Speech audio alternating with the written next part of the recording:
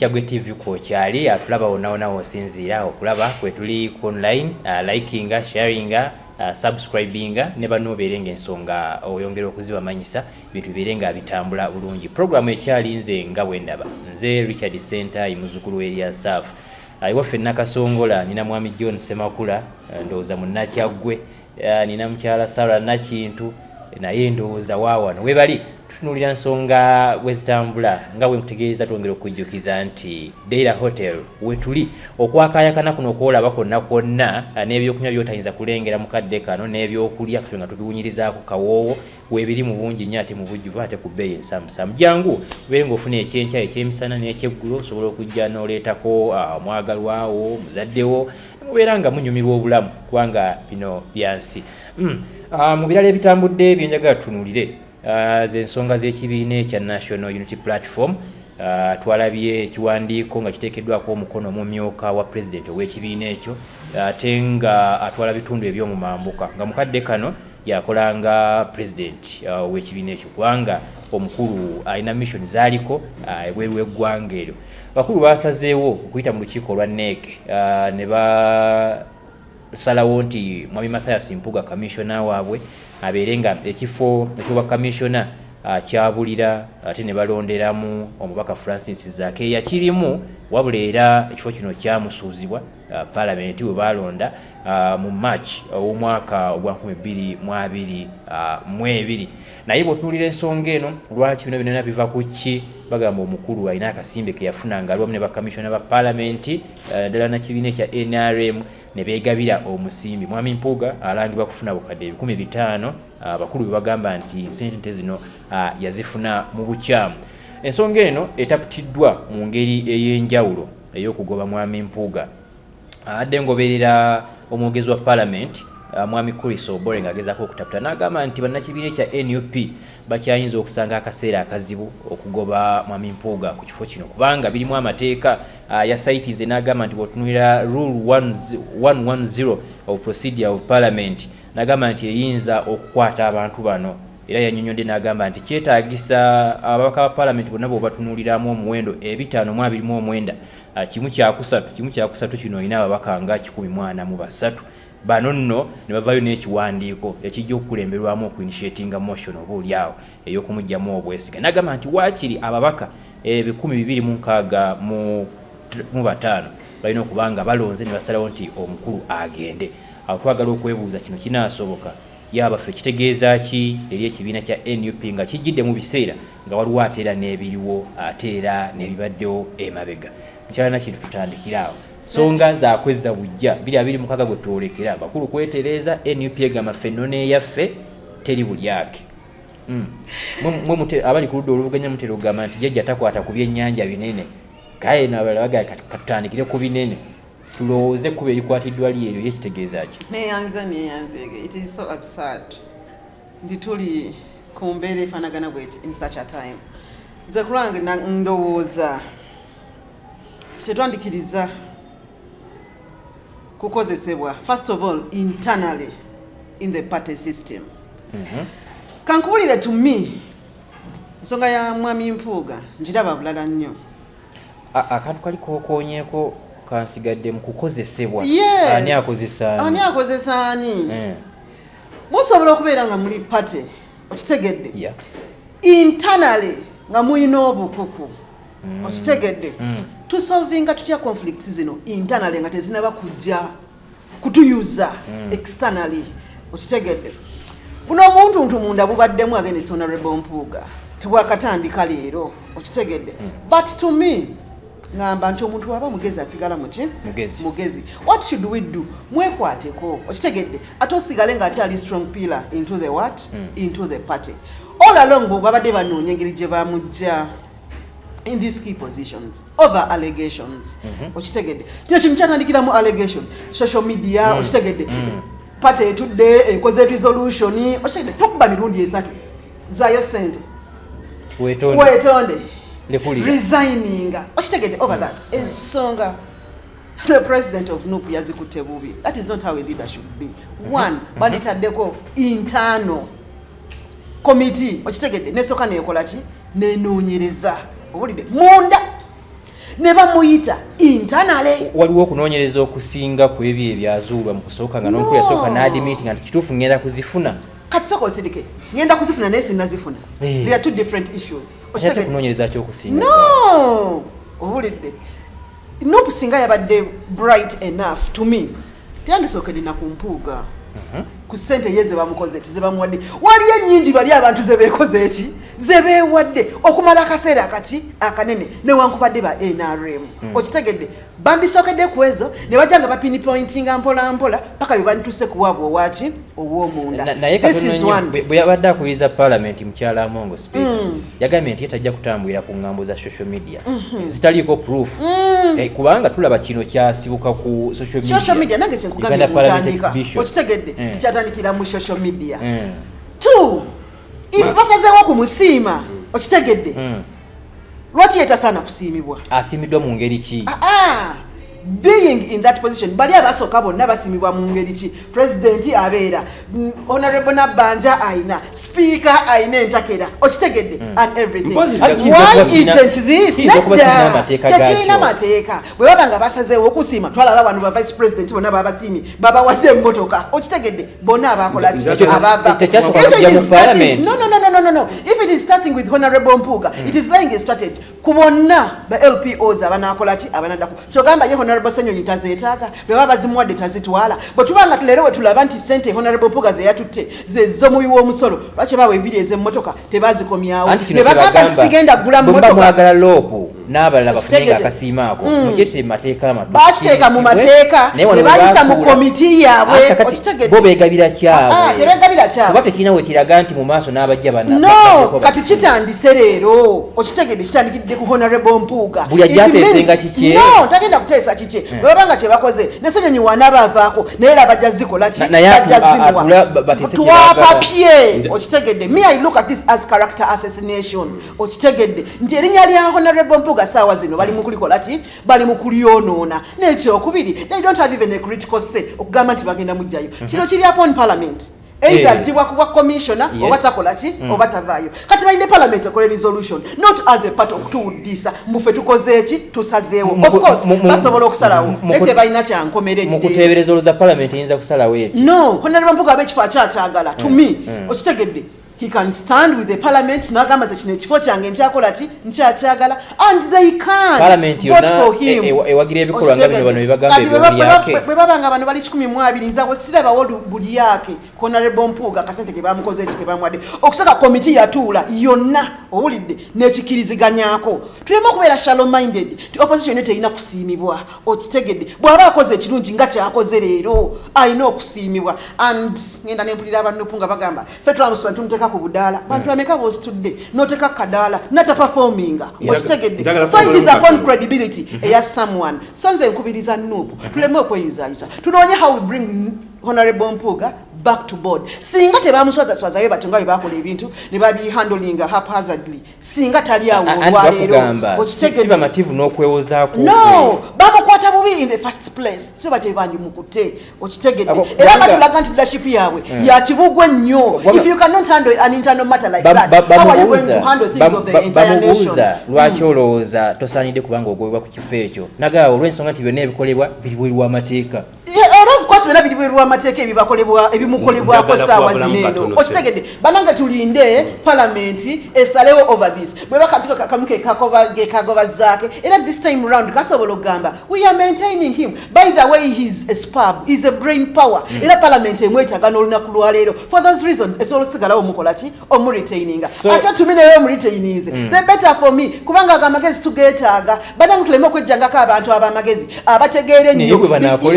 yes no mwami Mpuuga talina kyakoze ekitajja bwe babanga bamusiimye to me okitegedde it is bw'abanga anita asobola okwewa eso zonna okitegedde leero obuwumbi bwe buti leero obukadde bwe buti n'asobola okwewa ssente nti leero yabadde Sudan ate the same date yabadde Kenya okitegedde loku yemulugunya ne ku nsimbi z'akozesa buli lunaku okitegedde kakati awo bakikutte bubi banditandikidde ku bali abaali edda ennyingi ne bakireeta mpola mpola nga bakivuga nga bakizza waneeno so okutandikira ku bitaano nga bali ate bali ababwe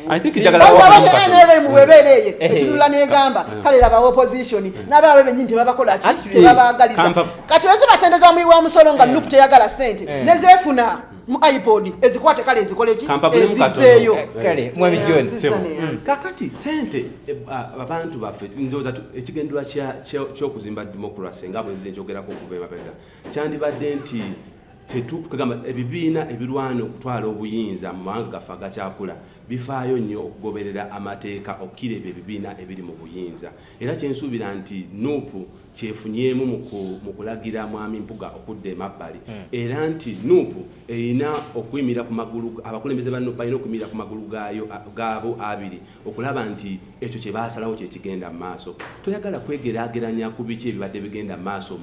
mu bakulembeze ba NRM omuli palamenti n'abakulembeze abalala nga bwolaba bigenda mu maaso bibeerenga biva ku social media n'owulira nti omuntu abadde withdrawinga afuna obukadde 5 obukadde biliyoni nambo biliyoni 2 n'aba ng'azikozesa ng'omuntu toyinza kugamba nti n'abakulembeze b'opposition abalala oba ebibiina by'opposition ebirala nti birina okukkiriza embeera eyo genda mu maaso okuba nti biprotectinga abakulembeze baabyo era okuteekawo embeera bannayuganda oba abantu abalala gye balaba nti oli wanjawulo olina okuvaayo okulaba nti omuntu bw'abanga akoze ensobi omukwatako nomala omukwatako n'omuzza wali n'olyoka omugamba nti munnange nakutteko n'enkuza wali lwakuba nti tulina ekigendero ekitambula bwe kikyo ndowooza nti ba Bobi Wine kyebakoze eki Bobi Wine ne banne kye bakoze mu kibiina ate ekyo kyenjagala okwogera ku kyekintu ky'okugamba nti I think mwami Mpuuga alina okufuuka okweyisanga kyetwandise okuba honorable mu ngeri ki nti tosobola gamba nti NUP ye yannonda n'entwala mu palamenti yannonda kisooka nti yakuwa kaadi okwesimba okugenda mu palamenti ate yakulonda okufuuka commissioner wa palamenti ate n'ogamba nti NUP yaŋŋambye nti nveewo oba commissioner mbute ate ne ŋŋamba nti ŋŋaanye ekyo nno mu nkola eyo mwami Lukwago wakugambira rule of law okola rule of law waliwo ekyo kye bayita politics okuzanya ebyobufuzi bwe tuba tuzanya ebyobufuzi era nga tunazimba ebyobufuzi ebiri ku musingi omulungi twandibadde kikyosinga okukkiririzaamu okay rule of law gyeri naye lyona kye bayita okuzanya to play politics okuzanya politics ensi ezikuzeeko zikola zitya bwe bagamba nti Ssemakula John obadde wagira kibiina bwe kiti naye ovuddeyo n'okola statement n'oyogera ekintu ekigamba ekyobulabe eri eggwanga sookoddeko emabbali mwami Mpuuga yandigambye nti bannange bwe wabanga mugamba nti sente zino nazifuna era nga saazifuna makubo matuufu kansooke nzireko emabbali nyimire wali munoonyerezeeko bwe munaakizuula nti ekyo bwe kiri bannange obuyinza nja kubuta nga commissioner ekibiina kyange kisobole okubanga kikola kinga kigenda maaso eriyo abeebuuza why Zaake always MP Zaake should we sente olw'okuba mu kusooka emisango yagiwangula nti nti why Zaake era abakola argument eyo sagala kukkaanya nabo omuntu omulala ayinza okugamba nti why Mpuuga kubanga president wa NUP yalonda Mpuuga okuba leader of opposition mu parliament n'amala nga asaavinze ekisanja kiramba emyaka 2 n'ekitundu n'amugjayo n'alonda Ssenyonyi bwe yamala okumulonda ate n'akwata Mpuuga n'amulonda afuke commissioner so nga ate ekibiina kirimu abakulembeze abawera 50 n'okusukamu okwali kusobola okuva omuntu n'agenda n'akolanga commissioner mu parliament kubanga ekifo kya commissioner mu parliament kiriko bu benefits era yandibadde akyagaliza omuntu omulala naye amazima gali nti yalaba nti Mpuuga akyasobola okugenda n'akolanga ki nga commissioner era abantu abadde bagamba nti abakulembeze ba NUP nga nekyakulanye omutwalidde tebaagaliza Mpuuga ndowooza nti si beesimbu bulungi kubanga omuntu embanga mbadde leader of opposition ng'ekibiina kyannonda ate tekimala nekimpa obwa commissioner n'enzirayo kitegeeza nti ekibiina omukulembeze oba abakulembeze abannonda babaddemu n'obwesigwa gyendi kale nze kyendowooza nti mwami Mpuuga kyeyandikoledde ekibiina kye kwegamba nti bannange amazima gali kansooke nzire emabbali ng'ekibiina bwe kingambye kubanga nekyo kitegeeza nti owa abakulembeze b'ekibiina kyo ekitiibwa olwaleero ekigenda mu maaso kiraga nti mwami Mpuuga tawa abakulembeze ba NUP kitiibwa bwe babanga ye tebasobodde muwa kitiibwa okitegedde respect is due okiwooyo naye akikoze eki akikuwadde bwe mubanga mumuhandolinze bwetyo okitegedde mu nsonga eri disrespectful talaba lwaki naye asobola obbakola ki okuba respectinga okitegedde and in leadership kankubuulire okitegedde me I look at potential and to him like Nga Bwe Ndaba honorable Mpuuga is a material okitegedde olwaleero okumukolinga over allegations of money munekifo nkikukoze eki nkikugjeeko it is cha ne bw'anabeera mulungi atya naye nga kyakola tekijja Mpuuga talina kyakoze kikyamu kankubulire Honorable Kyaggwe is fetching lots and lots of money okitegedde from abroad yadazirese n'azibanjulira for accountability reasons okitegedde lwaki olowooza nti ye mutuufu kyatono mukyamu okitegedde Mwami Mpuuga abadde mukulembeze ow'okuntikko mu kibiina ekya NUP era bwe kiba nti mwami Kyagulanyi abadde alina ssente zaafuna ng'azijja ebweru nga zikozesebwa kwegamba nti zikozesebwa bulungi buvunaanyizibwa bwa Mwami Mpuuga abadde omukulembeze ng'abadde tannakwatako okuvaayo n'agamba nti mwami Kyagulanyi aleeta ssente bweziti ne bweziti mu kibiina naye abadde takikozesa bwe biti era n'asaba accountability naye mwami Mpuuga ekyo teyakikola so tayinza kuvaayo lwaleero nga bamukutteko so n'olwaleero mwami Mpuuga akyasobola era okuvaayo n'agamba nti bannange munnenya naye ziri biliyoni ebbiri Kyagulanyi ze yajja mu UK nga tezaatuuka naye tannakyogera kitegeeza nti bali tatambula bulungi labayo kasooke ndetene kano tulabye abantu bakkunga aba NUP engeri babadde beesasulamu okitegedde edi mutwe bweziti bundi bweziti is that also realistic katwaki obali osobola obbawo ezo zonna millions mbubagenze kukunga ono nafuna akasiimo ke bamusiimye obusiimi ate ko ne kabiira kabi is it there an imbalance ekibiina tekiwakanya akasiimo ka mukulu kakiwakanyizza kubanga kamugambye akizeeyo anti kiwakanya ngeri gye yakafuna no komiti yatuula namba mu palamenti ne basettinga ne bagamba tugenda kola kino era kino tukuwadde okukusiima that was a committee in parliament era kirizibwamu era bwe beesazeewo why not katononyo sokolindeko njagala kubuuzaamu kitegeeza ki eri entaputa y'amateeka because mukyala Sarah nga bw'akyogera kuyisa obwole bwe yayogera omwogezi wa palamenti naga atwamusiimye olw'emirimu gye yakola oludda lunaye n'abakulu bagaa ati ayita mu mitendera mituufu tulaba nti bano abantu bannamateeka mutendera ogujjudde oguyimiridde kakati awo kitegeeza ki eri entaputa y'amateeka Mwami Mpuuga lwaki bwe yafuna ssente zino nga bazimuwadde obanga basazeewo nti zimuweereddwa ng'omukulembeze teyaddeyo mu bakulembeze banne ab'ekibiina kya NUP nga ne pulezidenti mwamutadde ate ssente tannazifuna kakati ayanje ki nga tannabazifuna ku akawunti sokoleke ekibiina kitugamba kubanga tubadde tukwotinga amabaluwa agawandiikibwa kitugamba nti Mwami Mpuuga yakkiriza nti bwe ziba zirala tezinnatuuka naye yakkiriza nti ssente zalina okukola ki okumuweebwa ekyo awo tuli yakkiriza era ekyo takiwakanya yakkiriza nti zalina okumuweebwa kakati lwaki teyaddeyo mu kibiina kye n'agamba abakulembeze baakyo nti bannange wabadde ku meeting yatudde ne tukkanya nti bajja kumpa akasiimo ka miliyoni 500 lwaki njagala kino kikozesebwa okuyamba NUP lwansonga emu nti NUP ng'ekibiina ekiri mu opposition abantu baakyo balina okusoomozebwa kungi era okw'enjawulo okusoomozebwa kuno kuli nti mulimu abantu abakwatibwa ne basibwa abalala battibwa owulira omuntu wawasi kino kyenze njogera era saagala kukyukamu kyenze njogera nti omuntu gwe bakwatira omuntu we ne bamusiba omulala n'okutibwa n'attibwa bw'awulira nti Mwami Mpuuga yafuna obukadde 500 n'aziteeka mu nsawo nti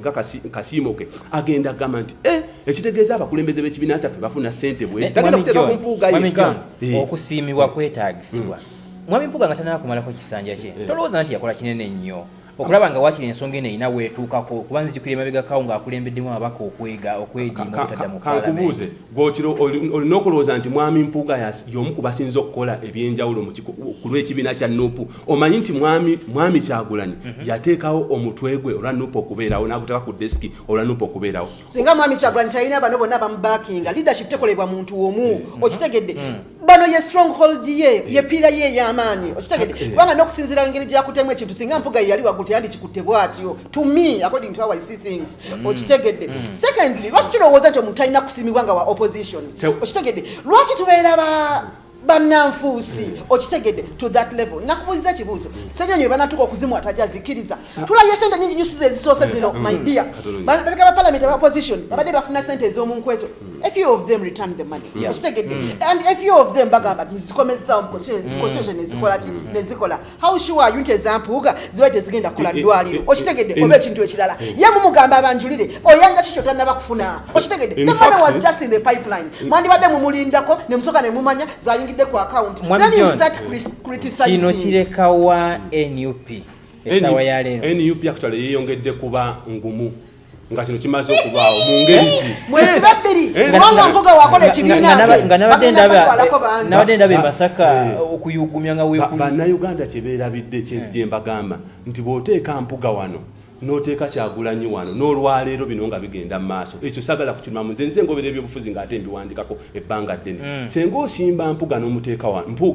wano n'oteeka ne Kyagulanyi wano olwaleero ne bwo basimbye Masaka mu constituency ya Mpuuga Kyagulanyi agenda kuwangulira yaani Mpuuga so ekiriwo olwaleero kyenjagala okutegeeza okusaba mwami Mpuuga akole kwe kuba senga abadde asobola okukikola kwe kwetondera ekibiina kye tebunnayita ne bwankubadde nabano basobola okuva ne bagamba nti batwali tukoze ensobi leeta naye Mpuuga yanvudde n'agamba nti bannange gye tulaga si walungi omukulembeze omulungi naye andikikoze gye tulaga ndaba si walungi ku lw'ebulungi bw'ekibiina kyaffe kya NUP kye tuzimbye emyaka 5 okuva emabega bannange nzikiriza nti nakola ensobi so NUP esigala ngumu ne bwaba teyeetonze NUP esigadde ngumu era olwaleero wetwogerera ekyo nkikubuulira nze ngobera byafuzi wagira NUP gamba nti makera NUP naye ngobera ebyobufuzi ate nze mbiwandikako olwaleero NUP abawagizi baayo be bavubuka okusinga be bavubuka abanje okwetooloola eggwanga mpozi ne region zino eya wano ne region eya Eastern Uganda ate n'abafu simanyi sijja kwogera ku kyandagamuntu oyinza okulowooza nti tebalina naye ng'ate bangi bakola ki nga bangi bazirina be bawagizi ba NUP baagala ki baagala obukulembeze obw'enjawulo obukulembeze obwerufu ekyo kye bakola kye baagala era tewali agenda kunenya Kyagulanyi kuvaayo n'agamba Mpuuga nti yolesa obwerufu bwo kubanga beetaaga muntu ali ki mukulembeze omwerufu lwaki tulowooleza ddala nti Mpuuga yalina okuyimirira yeetondera NUP lwaki NUP teyetondera Mpuuga engeri gyekuttemu ebintu nze kulwanga ekyendaba NUP kyeyolekedde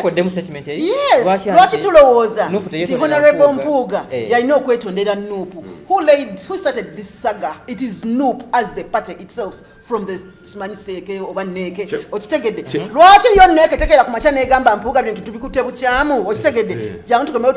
tusonyiwe but come back to the drawing that is one number 2 kino kireka wa NUP is going to be now a faction of 2 Mama mwami Mpuuga nze nkuwagira wakola ekibiina baba nange nkijjamu President wakulaba byogera that is reality. Nze so agenda mu NUP. But if Honorable Mpuuga was a faction, please, mujja kundabanga nyenze nange. I can go. Na ideology nunzi, president waffe mulungi, otegedde. Naye kyekyo. Atulaba omulungi tugenda kubanga tuwummulamu kyali ku Kyaggwe TV. Katono nga tunamula kamalize ne ka second kambwe kati. Kozesa second ye. Second ye mwera nga bwe. Kazive bbiri kale. Gwe sengo lwalero bakubuuza nti ku bombi ani yeetaaga munne Mpuuga asinga okwetaaga munne Mpuuga yasinga okwetaaga NUP oba NUP yasinga okwetaaga Mpuuga ku lwange Mpuuga yasinga okwetaaga NUP kubanga Mpuuga bw'abadde tannayingira NUP tabe nako leader of opposition oba yadde okwesembeza kubeera ku bifo ebyokuntikko mu ggwanga lino kitegeeza nti NUP yakola ki ye yamuwa platform okufuuka ekyo kyali ku bisanja byamaze mu parliament ebisukka mu bibiri tolowooza nti abamulonda bazze bamwesiga olw'ebyo byabakolera because mujje kutunulira ekibiina okukizimba naye akulonza afunamu era Mpuuga asobola okudda ng'omubaka wa parliament okuva mu constituency ye ate era asobola okuwangula omuntu NUP gwetaddewo okuva mu constituency olwaleero bwe mbikola ki kakati kitegeeza nti Mpuuga ye yeetaaga NUP ne NUP emwetaaga in leadership kankubulire bwe tubeera nga gwe wetunuulira nti yegwe supreme okitegedde buli omu alina kya contributing ku party era Mpuuga we yajja nabeera mu NUP he was the sole candidate for that position yekka ye yali akisobola at the time okusinziirako Parliament tejja mugoba ku lw'ensonga they need his expertise they need his brain okitegedde addition ye gyagattako Parliament egyetaaga banagwe Uganda tunava kubuna ebyobukulembeze bino ebyokusisiriza akazigo nze nkugamba buli kaseera tinembeera n'omukono district naye ndaba nga wa INRM okitegedde ayina potential okututuwala mu maaso in all those candidates okitegedde muwaka lulukange kubasanga kutunulira party nze njagala ntunulira the potentiality eri muki mwana omuntu mu interparty women's platform badde chairperson mu myezi egyo egyasooka naye wetuli leero okitegedde nsobola okukakasa nti tusobola okwesimbawo mu constituency ne tugamba nti mu interparty bano bombi babiri bazze ku kino ekifo ono yasinga ono wa interparty n'awagira ono asinga nga ne party tekitegedde nti amukoze eki amuwagidde bana tutunuulira obusobozi tuleme okutunuulira any other thing etuba twagala okutwala eggwanga lyaffe nga tumaliriza buli muntu yenna agezezzaako okulaga ekibiina kye nti yakisinga amaanyi tugenze okumaliriza ng'ali wansi ekyokulabirako mugende mukijje mu NRM buli muntu yenna yalowooza nti yasinga ekibiina ky'amaanyi olwaliro wenjogera mu NRM ali wansi wa baasi nja kuwaayo abantu waliwo bwe twatuukira ffe nga nze ndi mawulire ndi very active nga tulowooza nti senga NRM ekwata ku former prime minister Mwami Mbabazi neegezaako mupanishinga NRM eyise olwaliro NRM ya president Museveni egenda maaso Mwami Mbabazi ali wansi wa baasi twalowooza nti speaker Kadaga bwe baliva kubwa speaker nga mulwanjiza ne babumujjako NRM eyise NRM ekyagenda maaso twalowooza nti Gilbert Bukenya bwaliva mu NRM egenda kubanga eyise mu Buganda olwaliro NRM yayiikamu mu Buganda naye kyagenda maaso era obulwe ekola ki egenda maaso naye implementation yerikiiriza kibiina egenda maaso naye kumutendera ki gwe yandibaddeko haya oba naye ekkirira wadde egenda maaso omulungi tugenda kuba tukomawo weebali okubanga okyatulaba ku Kyaggwe TV weekuumire kuffe. Do you have a business trip, a study tour, a vacation, or intentions of enjoying the unique tourism sites? We introduce to you Buvuma Palm Resort in Buvuma Islands, a unique place to be for all your accommodation needs with spacious cottages, well suited in a good environment, overlooking a serene ecosystem with a rare view of Lake Victoria right from your bedroom. While at Buvuma Palm Resort, you will be treated to free sights and sounds from different bird species, monkeys, and a magnificent view of attractive rocks, palm oil plantations, boat cruises, forest walk, bicycle riding, among others.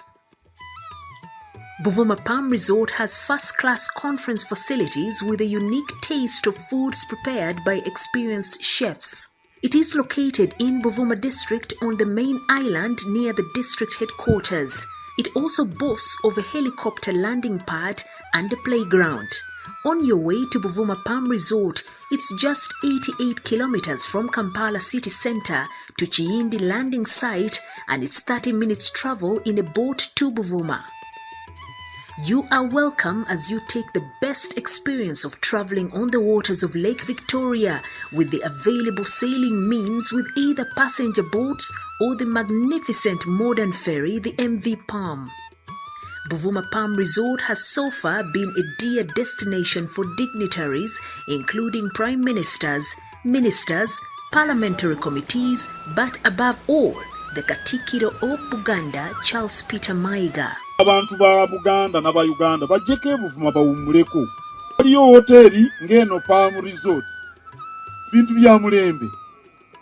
Oli muzadde ng'okyalemereddwa ku ssomero ki mw'oyinza otwala omwana wo omwaka guno? Nsonga ki ekyakulemesezza? School fees bakusabye nnyingi? Olugendo lunene ng'ebyentambula bikyakalubye? Nandi ky'onoonya essomero erinaalabirira obulungi omwana wo? Okuviira ddala ku by'okusoma mu kibiina, okuzannya n'okutumbula ebitone, ekyokuddamu si kirala. Ly'essomero lya Prudence Junior School, Empoma Mukono, lisangibwa ku luguudo oluva e Mukono okudda e Kayunga, nga wakayitako mu katawuni k'Ekisowera opposite n'Empoma Girls School. Prudence Junior School liri mu kifo kigazi bulungi era ekisirifu, ate nga lirina abasomesa abakugu ddala, ebyokwerinda ku ssomero biri gguluggulu, ebyentambula babikolako anti emmotoka ezitambuza abaana weeziri. Essomero lya ddene boarding nga mu kaseera kano okuwandiisa abayizi kugenda mu maaso awo ku ssomero. Liwandiisa abayizi okuva ku daycare, nursery paka ku P7. Ebisale birungi ddala ng'abaana abava ewaka basasula emitwalo 3 gokka, ng'ate bo ab'ekisulo basasula emitwalo 6 gyokka. Abaana balya bulungi ne bakeera ku ssomero nga basanyufu. Bw'ayagala okuwandiisa omwana n'okumanya ebisingawo, kuba ku noti 7 noti 1 29 92 38 oba noti 773 noti 62 21. Prudence Junior School, tuwa omwana wo tumusomese, togenda kwejjusa.